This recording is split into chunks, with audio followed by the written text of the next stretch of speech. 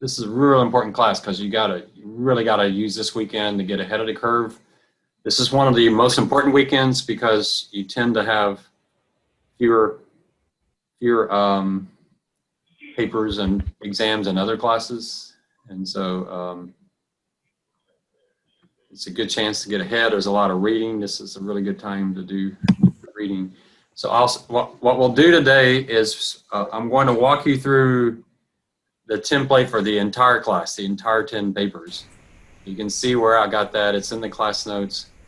And then we'll get really into papers 1 and 2. I want to show you, though, the resources that you have available to you. I think when you see them, you're going to see, my word, I've got plenty of stuff to work with. It's not like you're starting from scratch at all. So I do have quite a bit that works really, really well just from the resources we have from UTSA Library. So let me share the screen, class notes, and hopefully everybody can see that. So if you have it in the class notes, they're on Blackboard. You may want to hit mute. Someone's not muted and they got some noise in the background. So make sure you're mute if you're not talking. But if you do need to ask me a question, do just interrupt me by unmuting. But yeah, keep the mute on unless it's really quiet there. So we're going to build in this class an analyst research report. There's 2 types. I don't know if you're aware of this, but there's the sell side and the buy side. Most finance majors want to start on the sell side and they want to get to the buy side as fast as possible. I just got an email today from one of the students who took this class. He just today started his job, or this week started his job on the buy side. He's been on the sell side. So he's gotten off the sell side. One of the papers I'll show you today is from a student who started on the sell side, and he told me, I'm going to stay there 3 years, professor, just to get some experience. And then 3 months later, he asked me to be a reference for him to move to the buy side, and he's already moved. I don't think he lasted a year. He worked at JP Morgan. He got his name on several of the reports, but he's already moved to the buy side. So what the sell side does, I don't think I would enjoy the sell side. I've never done the sell side. I've always been buy side. It is great networking and does look great on a resume. But these reports are produced for the clients of the investment bank, which means if you're on the sell side, you're not actually buying and selling stocks. You're recommending, you're making forecasts and reports. So these are marketing pieces. The sell side, they get more exposure, more networking because they're working with a bunch of big buy-side clients. And so it's very easy for them. If they make an impression, it's easy for them to move over to the buy side. What students I've had on the sell side, the hours are long, but when I was talking to Ryan, he's on the sell side. He said the hours were long, not because they had a lot of work to do, but because they were sitting around waiting for something at 8 o'clock, 9 o'clock, but as soon as it came in, they had to produce the report and get it going. So there was a lot of times they were just sitting around with nothing to do. Obviously, they'd be sitting around reading. The sell side covers a very small number of stocks. The people I've known on the sell side usually cover about 10 stocks. So they know 10 stocks extremely well. One student that took this class, he went to Goldman Sachs, and my word, he moved up fast. He was managing an entire department just a couple years out of college. And he was working on the healthcare side. He sent me one of his reports, an industry report, very similar to what you'll do for papers 1 and 2. So it had an industry report and then a page on each company in the industry. He's already moved over to the buy side, but he was like at Goldman for 2 or 3 years and moved up really, really fast. So it is possible. There's a lot of people hired for these jobs. So you can tell one of the advantages of the sell side, it's a lot of people and a lot of turnover. So they're constantly hiring people. So there's opportunities there, no question. The downside for the sell side right now is the new regulations on the use of soft dollars. I don't know if you are aware of that. I can never remember the name of the regulation, but if you do apply for these companies, let me know and I'll send you that regulation. But it used to be you could buy sell side research with soft dollars, which means you essentially pass the cost on to your customer. but the SEC doesn't like soft dollar arrangements anymore, and so that's really hurt the sell side, and so it has shrunk quite a bit. You still have the big players like Goldman and JP Morgan, but some of the smaller departments have had to shut down because people just don't want to pay for the research. A good example of soft dollar at USAA, there's some research we wanted from AIG because they're a really good research firm, but we didn't want to pay for it. It was a couple $100,000. And so the fixed income guys came to me and said, Ron, would you be willing to do $1 billion of trades with AIG? And so I went to the trade desk and they said, yeah, sure, we don't care. Their pricing is as good as the one we're currently using. So I said, okay, I'll make sure I do at least $1 billion of trades with them, and then that pays for this research. And that's what soft dollar is. So they got some commissions off of us, and the trade desk was fine with it. So we essentially got free research by giving them some business. That's the old soft dollar arrangement. The SEC doesn't like that, and it's been curtailed. Then there's the buy side, which is where you really want. Any questions on that? I don't know, any of y'all are interviewing on the sell side. And then the buy side. So the buy side is you're actually managing money. You're working for a firm like a Fidelity or a hedge fund. You're on the buy side. You're actually buying and selling securities. You're working specifically with some portfolio manager. These are internal documents. These research reports are not quite as fancy as what we're going to build. They do a lot of modeling in Excel. It tends to be less stressful, less overtime jobs, except for in years like 2008 and the COVID-19, whenever you have market disruptions, they can be pretty stressful. And so you tend to go sell side to buy side as quickly as you can. The pay is probably better on the buy side. It depends what the bonus structure is. But I can just tell you, boy, UTSA has had several students go on the sell side, and I think almost 100% of them moved to the buy side within 3 years. So it doesn't take long. They're used to it. Obviously these firms are used to turnover. There's a lot of headhunters going after the sell side. So, I would not want to work on the sell side. It just doesn't sound very fun, but it definitely works well on the resume. So what we're doing is a very, very comprehensive sell side. I wish I could show you the one that Tyler did when he's at Goldman. He did a sell side on the healthcare. It looks amazingly similar to what you will be building for this class as far as number of pages and the kind of analysis that he did. So here's the outline. So here's what you're up for. This is what we're going to be doing. So I took the CFA Institute and added some of my own things to it. So the first thing you're going to do is a review of the industry. And we'll talk the kind of things you would do there. So the way this paper works in paper one is you have an introduction to the industry. And what most students do there is probably the first thing, I don't have them in good order here, probably the first thing is what are their products?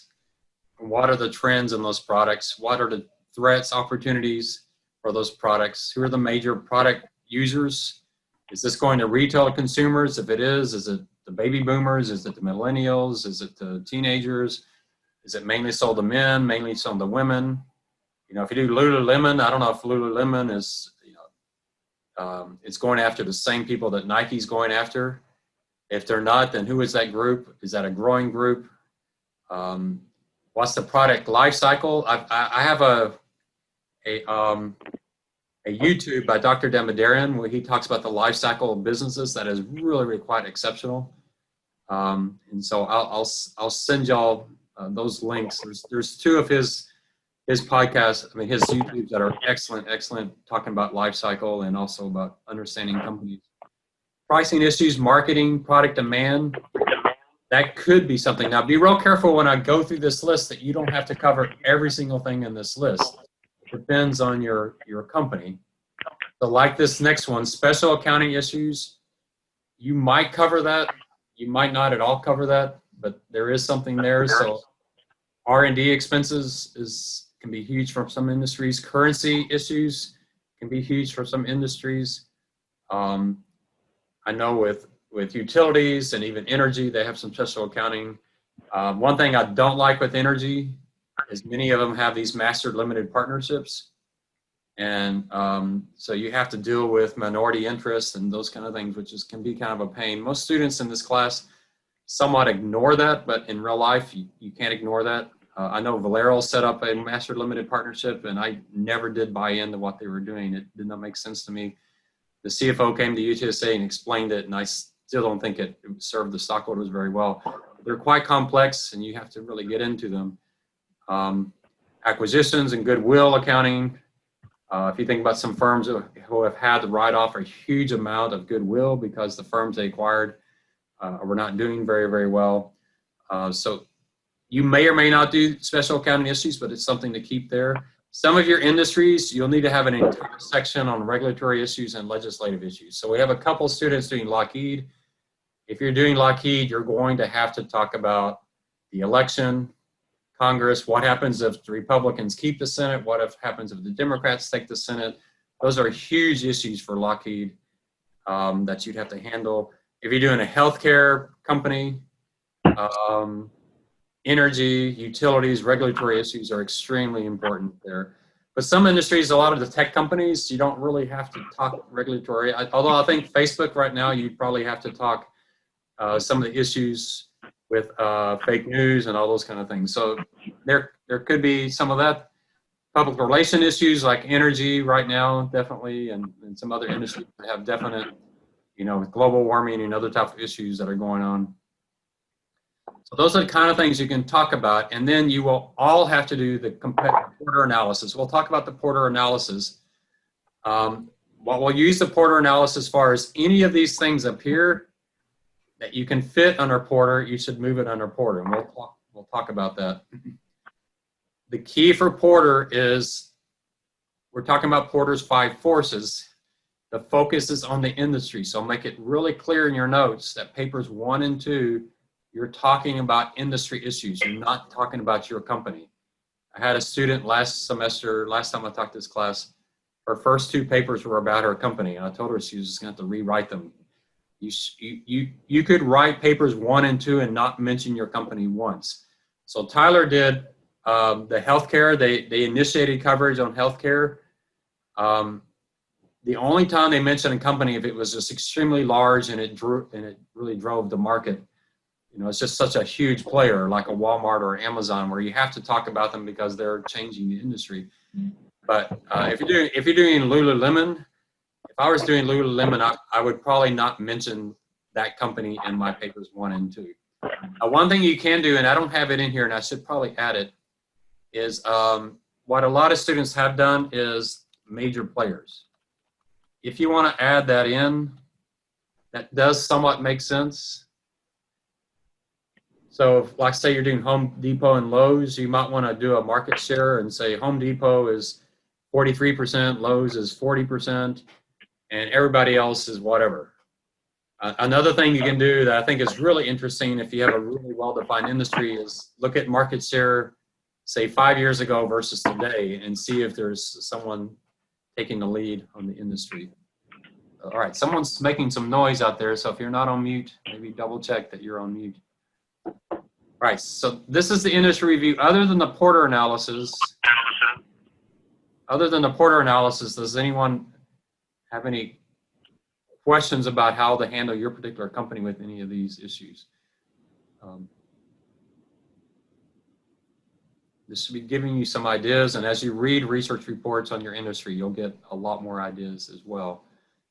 There's probably other things I could have added. These are the ones that were in the CFA's example. All right, so we'll talk more about Porter hopefully today because I want you to really be focusing on Porter.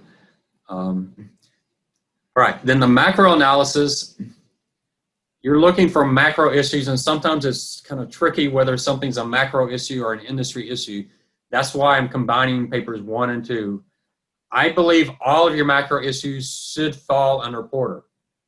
So in your Porter framework, you'll move those macro issues there. So a good example would be, we have a couple of students doing McDonald's.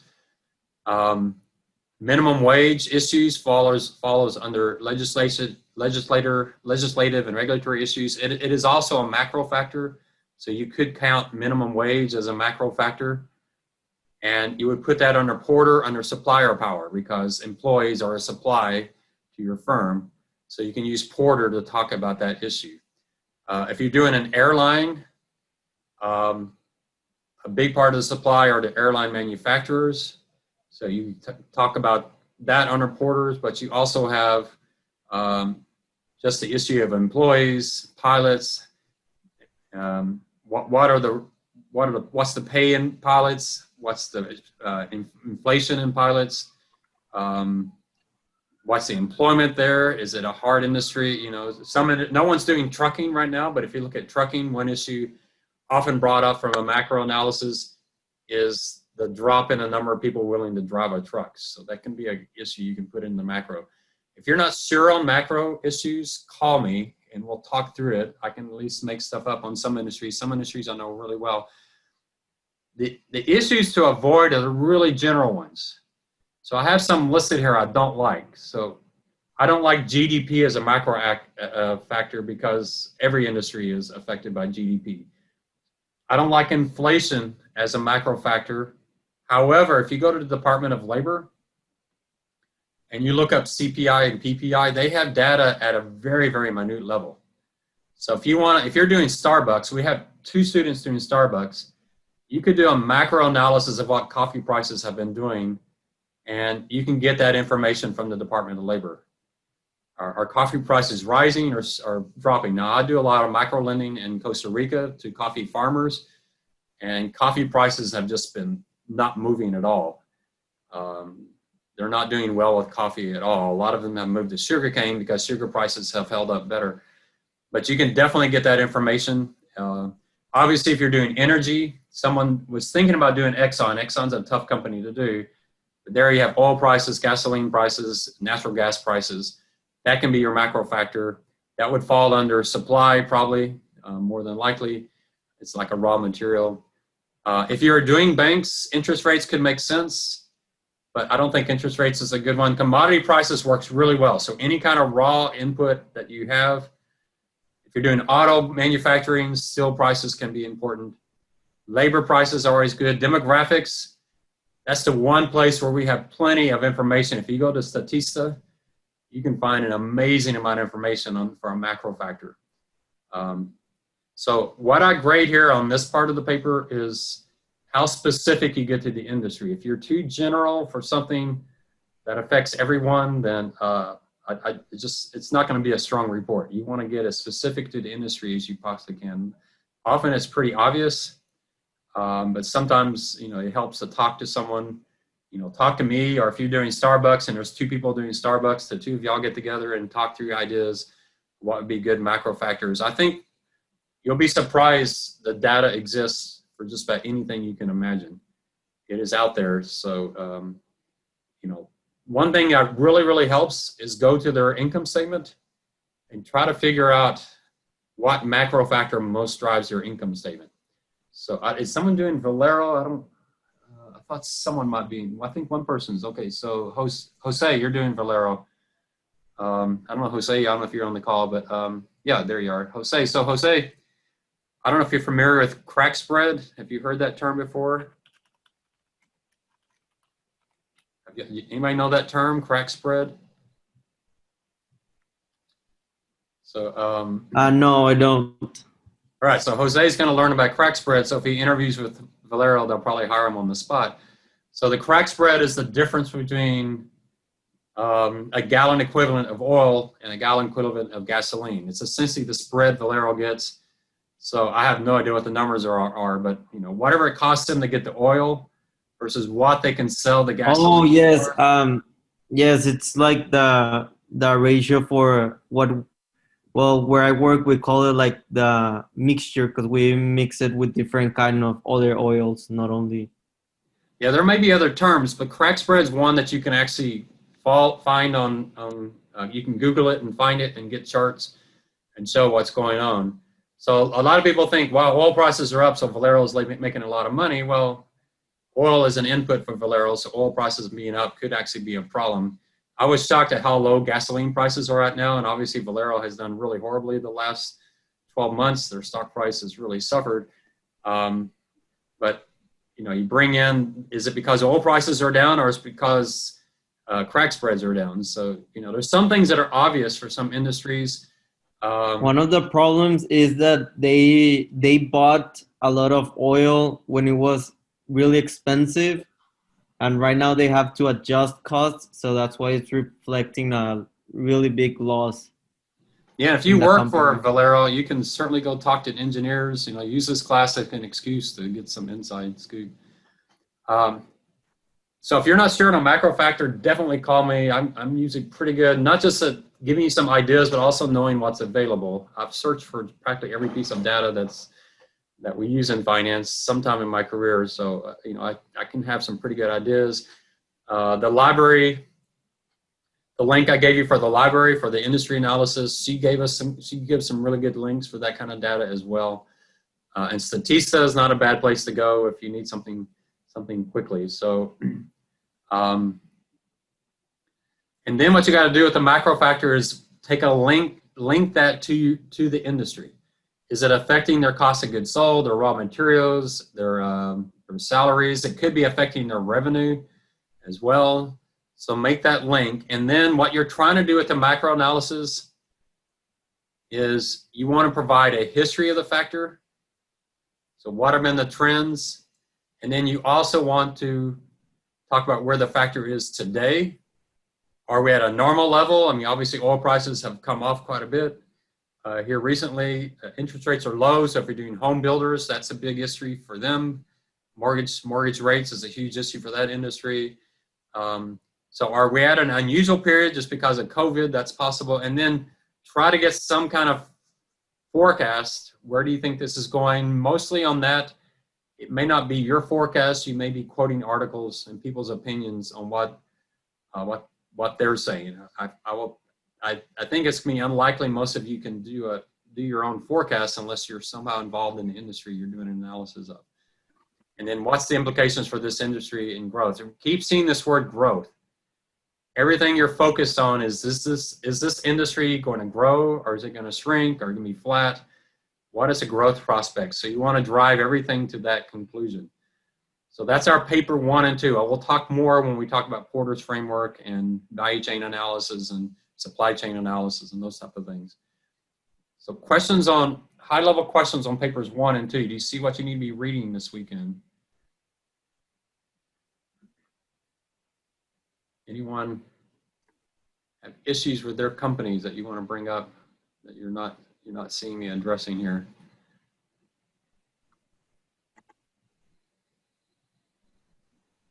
So a good example, Curtis is going to do ATVI.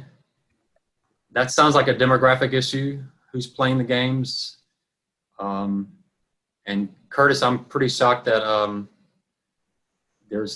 some of these gaming venues are making more money than NBA and NFL, and it's been pretty amazing, the change in there. So that could definitely be a demographic and also a macro issue of the changing nature of online. PayPal is in there. PayPal is, you look at transferring money around the world, and there's plenty of analysis that talk about the growth in that around the world. That would be a great macro factor. Ecolab, Richard and who was I forgot. I have your name, Christy, right? Yeah, Richard and Christy. All this work from home, and the fact not only that we're doing it temporarily for COVID, but it might be a permanent thing.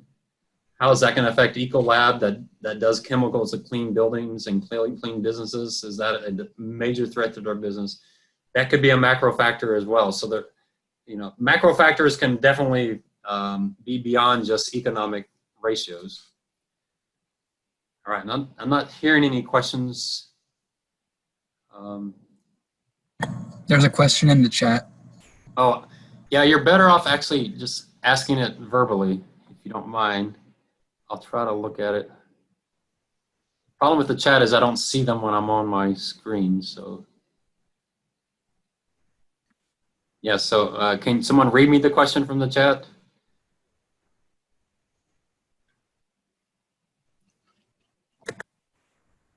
What What? about Nike when you have a chance? How does that affect it? About what? Well, Nike, like, Nike. Yeah, for Nike, you know, when you have apparel, what a lot of students do with apparel is they look at the input on the apparel. So a lot of them will talk about cotton prices, maybe rubber prices, I don't know. And then another macro factor is demographics. To whom is Nike selling? Are they selling to baby boomers? Are they selling to young people? Where's their growth? I mean, you're not talking Nike in paper 1 and 2, but you definitely want to think, you know, who's buying out. And one thing you're finding in paper 1 is, it's a good question to bring up now, is how do you define your industry? So do you define your industry for Nike as apparel, or do you define it as shoes, or do you define it as athletic shoes, or do you define it as athletic apparel?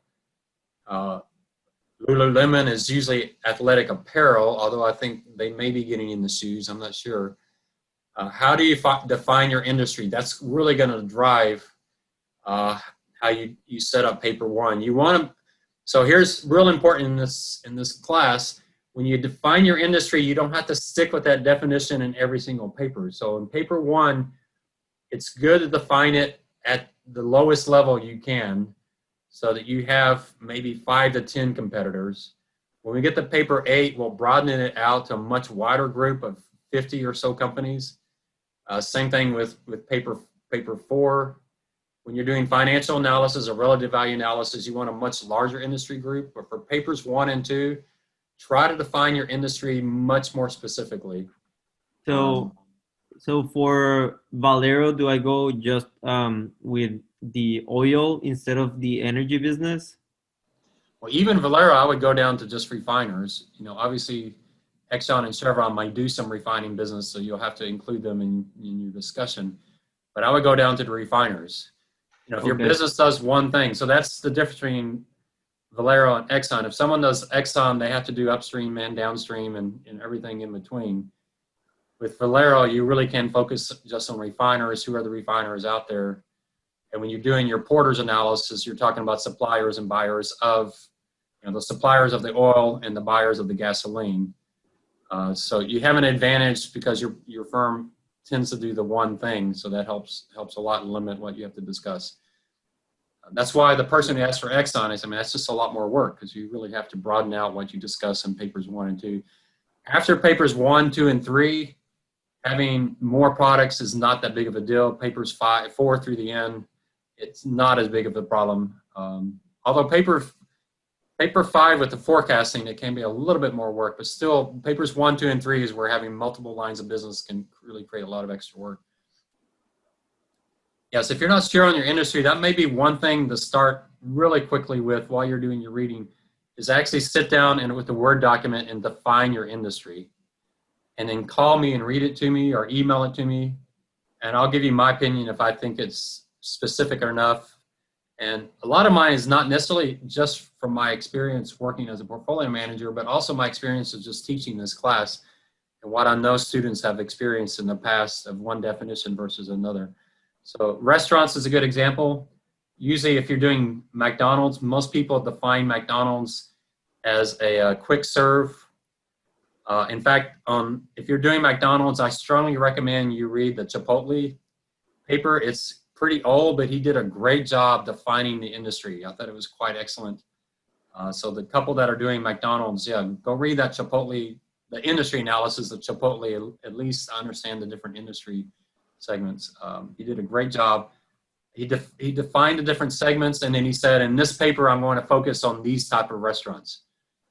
Quick serve, because he's doing Chipotle. Quick serve, you know, no sit down with servers. You know, you order in line kind of food. So he defined it really, really well. So that's one thing to really start in on early, so that you define the scope of papers 1 and 2, so you don't have a million things to look at. You can really focus in. Yeah, good question. I'm glad you asked that about Nike and Valero.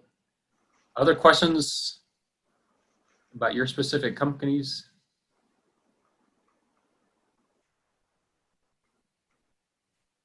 Okay. So I'm going to go very quickly through the rest of this template because we'll get into them as we get in each piece. But then you'll get into company specific stuff, the fundamental analysis. So then you have paper 3. Paper 3 goes up through A, B, C, and D, up through the company fundamentals. So that's when you're going to talk about the company. The real key here is the competitive structure of your company. What is their competitive advantage? And this is where we'll talk about economic moats. Do they have a sustainable competitive advantage? Banks is a good example right now. It's gotten better, but when I was at USAA, we had to do a lot of analysis of banks. And there were so many banks in the US, you just could not tell them apart. We used to have 5 bankers come in with blue suits, white ties, and white shirts, red ties. And I'd always ask them, why should we hire you and not the next bank about to come in? And they couldn't answer the question. And we'll talk about that with Porter when you have that kind of stuck in the middle industries where the firms are not well defined. So why is your firm where it is? Why do people buy from why do people buy from Oracle instead of Salesforce? Why do people buy from Exxon instead of Chevron? Or why do they buy from Lululemon instead of Nike? What's their competitive advantage? And then how protected is that competitive advantage? So you definitely want to talk about economic moats. I don't have that specifically worded here, but you definitely want to have this concept of an economic moat, and we'll talk about that as maybe not tonight. We'll probably get into it on Tuesday. But economic moats, if you haven't heard that term, it's very important to know that term because it's becoming very, very common in finance now. And that essentially what you're asking there is, do they have some sustainable advantage that, they have good margins, they're able to charge more for their product, but can they sustain that without a competitor coming in and taking that business away from them? Samir, you're doing Delta Airlines. Yes. Why in the world do people pick Delta over United, over American? And when you ask people, the number one thing they say is price. However, when you're talking about business class, it's a little bit different. And that's where they make a lot of their money. But that's a good question to ask. Why do people pick Delta over anyone else? And I think in airlines, you're going to find it's a hard question to answer. Right. I know you said you didn't want anything like customer service, correct? Well, if you can prove it, if they have some award they've gotten that's outside, they do. There is, you can probably find it in Statista where they do grade the airlines based on customer complaints. The problem is that doesn't seem to matter. I don't know if you all remember when United dragged a guy off the plane a few years ago. Yeah, I remember. You should go look at their stock price. Stock market didn't care. There was a small dip in theirs. I mean, people were saying, I'll never fly United again. It really had zero impact on the firm. It was completely ignored. You wouldn't have thought so, man. It was in the news everywhere. But it's just these quality surveys of airlines, people just do not care. It's price, it's convenience. Convenience is one reason I use United a lot because the places I fly to, they have better times. And so, Samir, that's what you got to look at. But I'm sure there's stuff out there that you could bring in on quality, but you need to ask the question, does it really matter? Okay. Thank you. Yeah. But that's the question to ask. Why is your firm there? Could someone else do it just as well? And that's where I think no one's doing Netflix, which is good. Netflix is a tough company to do. But why Netflix versus Disney versus Apple TV versus Amazon and whatever they're doing? And so Netflix's advantage, maybe it's production and they got great new shows. But is that enough to give them an economic moat? And can that really sustain them or not? Disney obviously has an economic moat that they own the Disney brand. Brand is definitely a moat. So we'll talk. I'll give you a list of economic moats. No one's doing Oracle, but Oracle has the economic moat of switching costs. That's a pretty powerful economic moat. So we'll get into those. But these are the type of issues. So you can read through the list. You won't have all of these. Some of them you have overlaps with paper 1. So paper 1, you talk about labor issues for the industry. And then in paper 3, you talk about labor issues for your particular company. So there would definitely be some overlap between papers 1, 2, and 3, because issues you raised in 1 and 2, you now want to say, how does this apply to my company? So plenty of things. If someone's doing one of the gold companies or wants me to look at the gold company, then you want to definitely ask, are they actually hedging gold prices in their business? Southwest Airlines was hedging jet fuel prices. It helped them tremendously in some years and actually really hurt them in other years. If you're an airline and you're hedging jet fuel prices, but your competitors are not, that can help you or hurt you. It really is not that much an advantage. So those are kind of questions.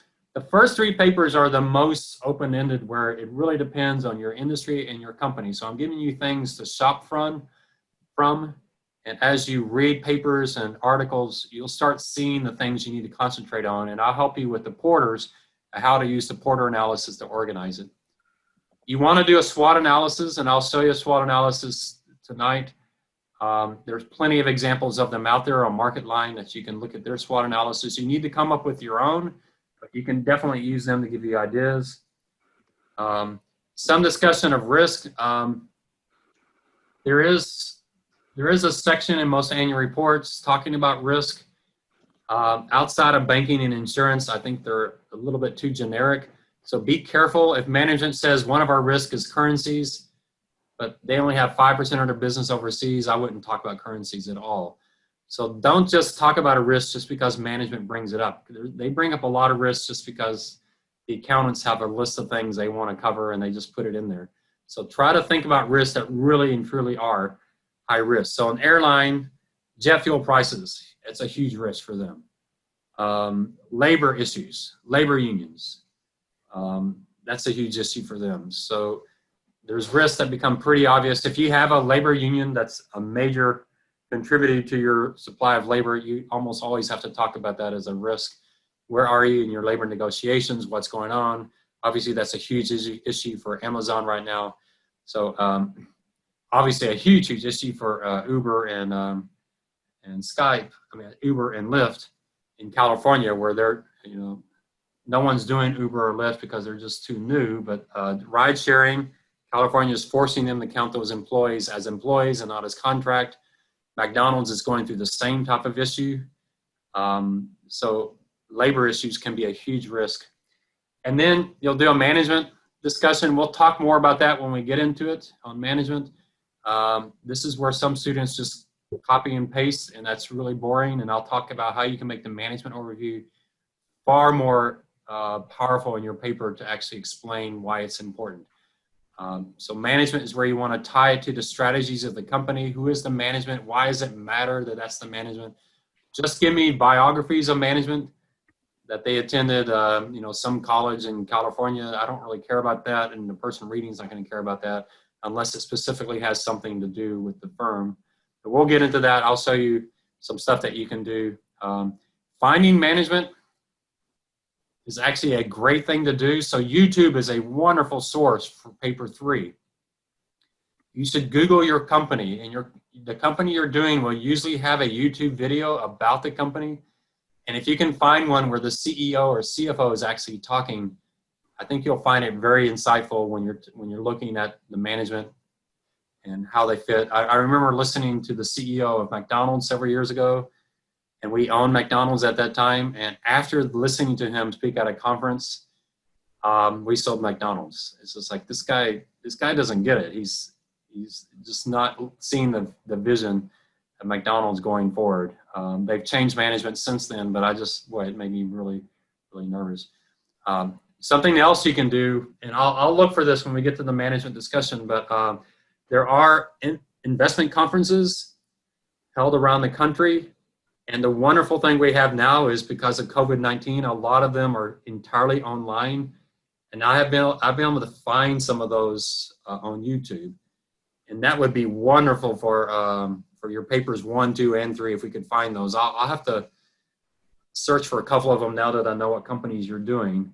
But yeah, investment conferences are wonderful sources of information because there you have the CEO or the CFO speaking, going through their strategies, getting questions. You really get a good sense whether or not you have a great deal of confidence in this person or not. Paper 4, I'm not going to talk about, but paper 4 is the one where we have the template, and we'll use the template. So we'll get into that in detail. Paper 5 is the forecasting, and again, I'll help you on that. You'll be building the income statement, cash flow, well, income statement and balance sheet, and maybe a cash flow statement, and then ratios. And you want it to be consistent with what you've done before. So what you don't want to do in this class is write a paper and then forget about it, and then the next paper is completely independent, new stuff. You want to always be thinking back to what you said. So that's why on all of these papers, there's an ending section with a conclusion. What does all this mean? So you want to, in the 2-3 paragraphs at the very end of each paper, when I mean by papers, the combination of papers. So papers 1 and 2, the industry and macro analysis, at the very end of that, you need a summary to say, what does all this mean for industry growth? And then remember that as you move into the other papers, especially forecasting. You said this industry has no growth, but then you're expecting huge growth for your company. You're going to have to somehow reconcile that with your forecast. Then papers 4, let's see where we're up to, 3, 4, 5. Papers 6 and 7 is the discounted cash flow. Papers 6 and 7, very straightforward. Those that did papers 3 and 4 in my investment class is very much like that paper. You can actually use your paper 3 from that class if you like. I don't mind you plagiarizing your own paper. But I'll tell you exactly what I want there. Those that took that class know that it's very straightforward, the things to talk about there. So those papers are pretty straightforward. Paper 5, here's where I'll have to build a model for you on this. That's why I need to know your companies. And you'll do a relative value analysis. And there's really 3 things you're going to do there. You'll do kind of a regression kind of ranking model. You'll do a relative value analysis, and then you'll do a target PE ratio analysis. This right here, number 5E, I've added. And the reason I added, I was listening to a Dr. Demerdaran presentation to one of his classes, and he said he went out and surveyed all of his previous students, which is hundreds of students. And most of them do work on Wall Street on this buy and sell side. And he said that 5E is the #1 way analysts are valuing stocks on Wall Street. So I figured if that's the #1 way they're doing it, we might as well do it in this class so you get exposure to that and you can see how that works. So there's 3 things there on that relative value. The hardest part of paper 8 is the Excel work, which I'll be doing for you. But you can at least look at the file and see what I did and try to get some understanding there. Technical analysis, pretty simple, and then you bring it all together. You'll do paper 10. This is the very last one, which is the executive summary. And you'll move the executive summary to the very, very front of your paper. Someone was asking me, do we submit these paper individually or do we submit them as a group? And I really strongly recommend that you build this paper all as one paper all the way through. And you can even submit the entire paper. When I do the plagiarism check, it's going to look like, you plagiarize, but when I look at the paper, it'll show me that all the overlap is with your first 3 papers, and so you're just copying yourself, and so it's not really an issue. You don't have to worry about it, as long as it's not highlighting the newest paper you provided. That way you keep it all together, that you don't have formatting issues. Some students, when they do it together and they try to break it up when they submit it, it creates horrible formatting issues. So you're perfectly fine just doing this as one big paper. But remember what I said last class, especially as you're getting papers 3, 4, 5, and 6, well, even paper 1. Save it often, email it to yourself often, put it out there on Dropbox, on Google Docs, have it in the cloud, have your paper somewhere that if you lose it, you don't lose 100% of your work, you only lose 2 or 3% of your work. Every semester has that issue, and so yeah, you be careful of that. So that's what you're going to be doing this semester. You can see it gets much more straightforward as we go forward. Papers 1, 2, and 3 are the most open-ended ones, though I'm still going to give you some definite guidance. Questions up to that point? You still have a room full of people. Has everybody run out and dropped the course, or y'all still there?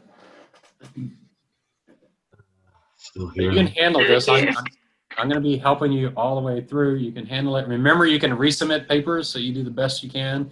And I'll tell you what I thought needed work, and then you can go back and focus in on that. So, I'm trying not to scare you to death. You're doing something really difficult, but we're going to do it slowly over time and really spread it out. All right, let me show you what's available out there for you to use. All right, so this is the stuff I found on UTSA Library.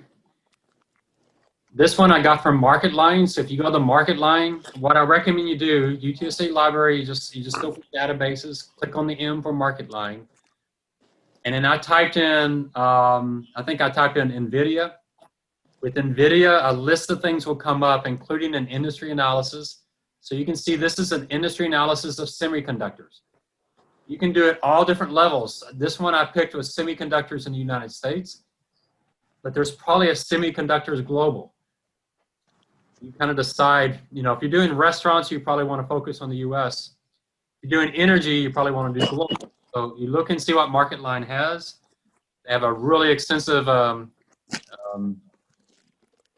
index of everything they cover.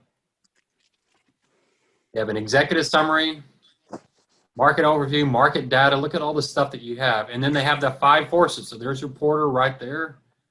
If you look through this, man, look at this. The company profiles the main competitors. This can really help you in paper 3 if you want to say who are the main players and how do you distinguish them. MarketLine can really help you. Again, you have to do your own writing, but you can definitely use them for ideas. So you just look through that.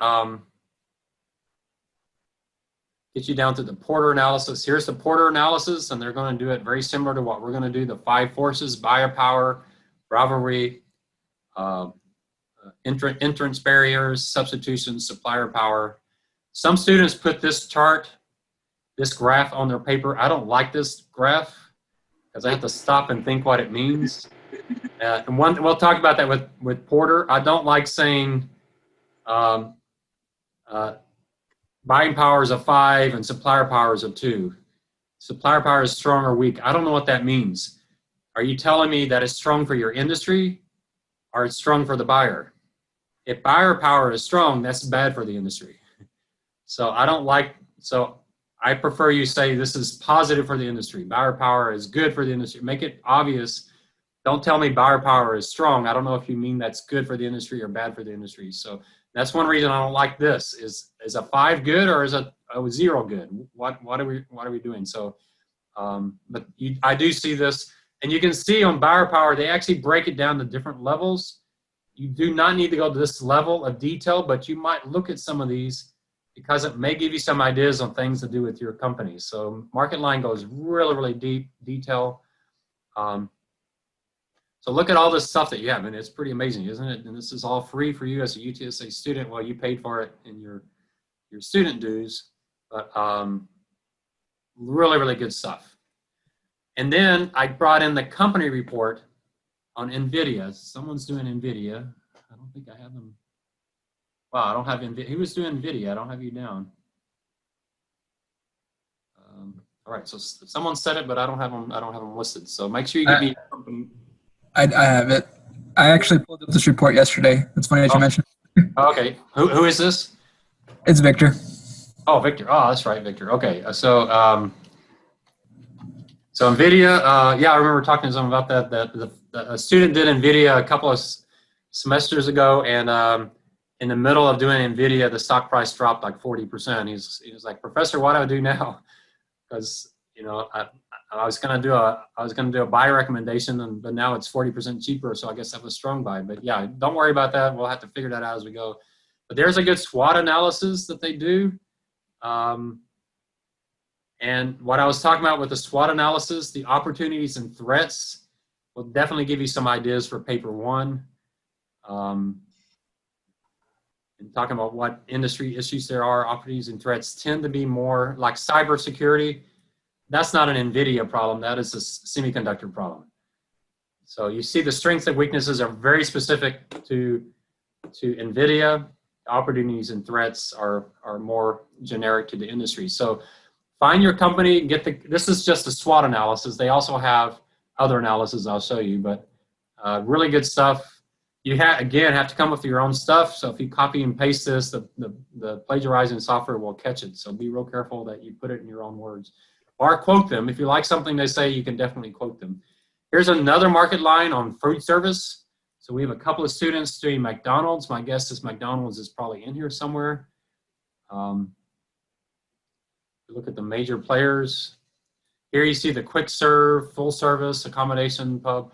One thing they might add in here, obviously, when you're doing food service is the Grubhub and the Uber Eats. Those issues are coming up now, and what percentage are they taking of the market, and how do you adjust for COVID-19 for that? They do some geographic type of things, 5 forces, and then you get into the major players in the industry, and down below they'll have some good McDonald's, obviously, and others. So a lot of good stuff there. And then they have a report on McDonald's itself. This is the McDonald's report. Well, actually that's just a company overview. So here's the SWOT analysis on McDonald's. If you look at the opportunities, digitization, I don't know if any of y'all have used a kiosk or used an online app or something to order before you get there. I don't know if I haven't been to McDonald's in a long time. Only time I go to McDonald's is when I go to Costa Rica, and they don't have this stuff yet. But how's that working? Anybody used Uber Eats for McDonald's? Strategic initiatives, restaurant industry. There's things that are really generic here. Threats, competition, increasing labor costs. That's obviously an industry issue. Coronavirus impact. Coronavirus could be a major part of almost all of your papers. So really, really good stuff there. And just a second, let me get. Here's one on the shoe industry. This is from Ibisworld. So Ibisworld is another one where you can do really, really good analysis. I like Ibisworld as well. You can see really good index here of major companies, about the industry. And if you think about it, for papers 1 and 2, you've got experts that have already done a lot of this work. So a lot of papers 1 and 2 is taking what other people have already researched, put it into your own words, do your own kind of independent research, find other sources, YouTube, Google. But you can use this as 50% of what you build is the ideas that come from here. Look at this: key external drivers, current performance, industry outlook, and there's a lot of stuff here. It's the supply chain. If I'm looking at McDonald's, boy, I want to know the supply chain. Who's their farmers? How did they get it from the farmers to the processing? McDonald's is a franchisor. What is McDonald's responsible for versus what are the franchisors responsible for? So supply chain management. If I was doing Kroger's, a grocery store, supply chain is a huge issue for them. So yeah, really, really good stuff here. This is on shoes, supply chain management, as we talked about, cotton, rubber, all those kind of things. Where did they come from? Who are the suppliers? How strong are those suppliers?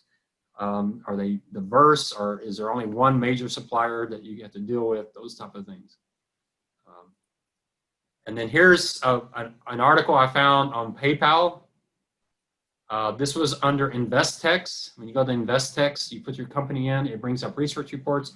I'm actually not a big fan of this particular one, but they do have some write-ups where they talk. This one's more kind of technical analysis than anything else, but they do give you a good write-up on the firm.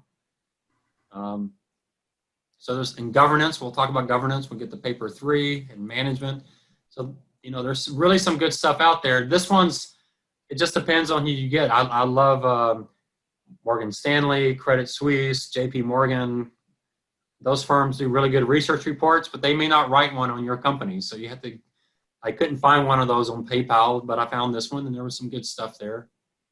So there's plenty of stuff there. So if you saw the 3 I just mentioned, MarketLine, Ibisworld, and InvestTex. Those are the 3 where you can get really good research. There's others, but those are the 3 that I see a lot in this class. So you have plenty of resources. Use Natasha's link to the UTSA library that I gave you for industry analysis and search things there. The Department of Labor, there's a lot of government sources for their macro analysis. So there's plenty of sources. I can't give them all to you because there's just too many of them. But definitely if you're struggling, what your factors should be. What I'd recommend you do is you read right now, and as you read, start listing major issues that you want to address. There may be 50 issues for your industry, but you might talk about 4 or 5 of them. And I think one reason some students become catatonic in this class is there's too much stuff and they just can't prioritize. So you have to start writing down, have a list of candidates for major issues. As you list them, start thinking about where they fit under Porter. And then once you get the list and it's too long, start scratching out the ones you don't think are as important. Or maybe you have a couple of paragraphs at the end of your Porter analysis. You just say other issues also, that also thought about or something, but you can't talk about everything. All right, and then just real quickly, here's the Coca-Cola example. So just, a good example. This one was a really good example of the formatting and how he made it look really professional. Really good use. One thing, think about early on as you start doing graphs, especially if you're going to build your own graphs, start thinking about a color coding, a font, something so that you have a very consistent look throughout your paper. Because if you're going to use this on LinkedIn, you don't want to switch from full justified to not full justified, index that's 1 inch and then half an inch. You're using blue background for your graphics and then you switch to green. Have up front, think about a common look to your whole paper. That's one reason why I really recommend you just write it all as one paper and just turn it all in together. That way those formatting issues don't come back and bite you. Good use of titles, everything, just make it really, really strong. He did a value chain. I'd highly recommend you do a value chain analysis in paper 3. He did it in paper 1. He did an industry value chain, so they're out there. So you can try that, the value chain analysis of footwear, value chain analysis of restaurants. It's probably out there on Google and you can probably find it. But usually value chain is a company-specific type of analysis. We'll talk more about that. Looks like it's going to have to wait to the next class. But, all right. Any questions on up to that point? It sounds like a few of y'all have gone out the market line. I'm hoping all of y'all have by tomorrow, because that's probably, if I were you, I would have market line, Ibisworld, Investex, and my own firm's annual report. I would start with those 4 things, and I would just be reading. I like to, on the annual report, I know this sounds crazy, but I like to take the annual report and copy and paste the entire thing into Word and just go through it and start deleting stuff that's not important. That may be overkill, but you might try that with the market line report, copy and paste it, and you start deleting stuff that you don't think is important. Now, you have to put everything in your own words, but just to have ideas. And as you think about ideas, start listing them.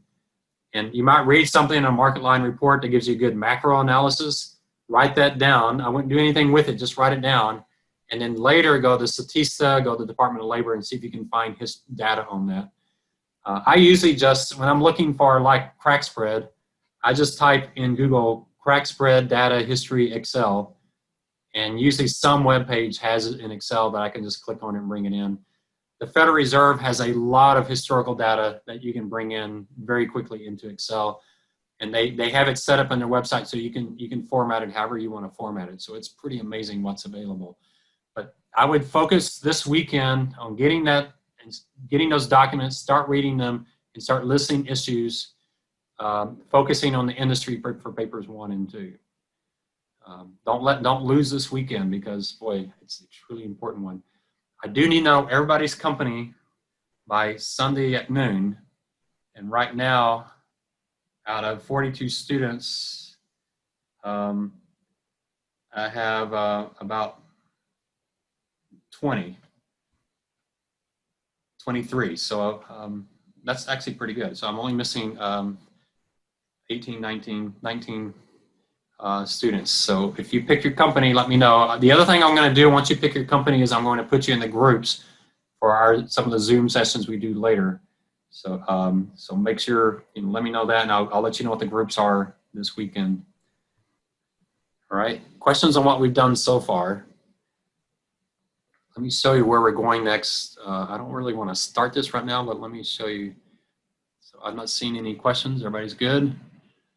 I had a question. Okay, Victor.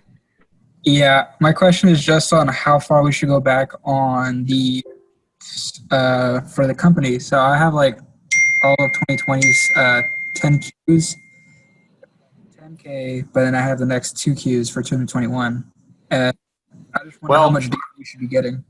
I'm pulling the data for paper 4, and I'm going to pull 10 years unless your company doesn't have 10 years. So if someone's doing PayPal I think doesn't go back quite 10 years, but I'll fix the file to go back to the number of years that we have. As far as bringing in the quarterly data, I have not done that before in the class. You can certainly do that if you like. This class is tough enough, so you're okay you stopping with the last fiscal year that we have. Obviously, COVID-19, in real life, you would definitely update it to see what's going on, especially if you're doing Delta Airlines.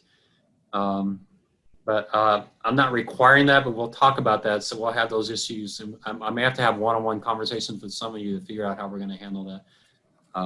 But no, I don't require that you bring in the quarterly data unless you just really want to. It's not bad to get the quarterly data, at least look at it and just see if anything major has happened. Whether you bring it into your paper or not, at least do that. So paper 4 is everything's on a fiscal year. So it stops whenever their last fiscal year stopped. Next class, I'm not going to put this in slideshow. So we're going to talk about economic moats, but in getting there, I'm going to talk about Porter. And so I want to introduce you to Porter. So here's actually, this is really quite powerful because not all undergraduate students in finance get all of this, but I'm going to show you some things that you definitely want to know before you graduate because you see it a lot. So Porter's 5 forces, not everybody has the exact same titles, but they're similar. Porter's generic strategies, we're going to talk about how to bring those in. So Porter's 5 forces is definitely an industry analysis. Generic strategies are usually company specific, but I do want you to bring in the generic strategies into your paper 1. And we'll talk about that. And then the value chain. We'll talk a little bit about the value chain. The value chain is usually, as I said, a company specific analysis, but you can do an industry value chain. And I'll give you more detail on the value chain as we get into that. And I'll give you more analysis on the Porter's analysis. Yeah, this is actually not set up correctly. So I'll have to fix that before I do our presentation. This is not number 1, that's the 10 items, and then there's the 10 items. So major cost drivers. So how does this all set up with Porter and value chain? The value chain, cost drivers, where do they come from? What a competitive advantage? You're trying to figure out what gives this firm an advantage over its competitors. And there's got to be some advantage. Is it economies of scale? Is it they're learning? They've been doing this long enough. They can do it better than everybody else. They're using their capacity really well. They don't have wasted resources there, for example. So not all of these would apply to you, but just gives you some ideas of things to look into. And then we'll get into the Porter 5 forces and actually what I'm going to do with the 5 forces is help you understand how you can organize paper 1 under each one of these. So we'll go through each one in total, all right? So I hate to let you out early, but I don't want to start this now. So everybody know what they need to do this weekend? Any questions on that? Is there any way you can post that slideshow? That way we can read over it before class? It's in Blackboard already. I'll fix it and save it and put it back out there. That one slide was wrong, but yeah, it's on Blackboard. It should be under class notes and presentations or something. Okay, thank you, sir. All right. Yeah, if you've never had Porter analysis, I'm going to save you a major headache when you get asked that question in an interview. So you'll now know it, and you'll have that you can strike off your list. And value chain management is actually not all that well covered undergraduate, even though it's been around for years. So that's a good one to put in your arsenal. All right, I'll stick around for another 10 minutes if anyone has questions, but you're free to head on to your next class or stay up late reading Market Line. All right, thanks guys.